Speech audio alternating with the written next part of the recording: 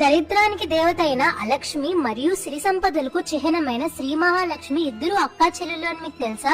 శ్రీ మహావిష్ణువు లక్ష్మీదేవిని పెళ్లి చేసుకున్న తర్వాత లక్ష్మీదేవి తన చెల్లి అయిన అలక్ష్మికి కూడా పెళ్లి చేయమని విష్ణువుని కోరింది.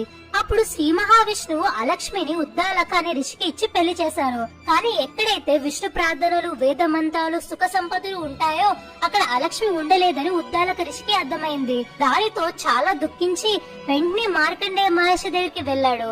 అప్పుడు ఆ మహర్షి ఇలా అన్నారు, ఎక్కడైతే గొడవలు, కోట్లాటలు, అబద్ధాలు, దేవుడే అడుగు పెట్టలేని ఇంట్లోనే అలక్ష్మి ఉంటుంది.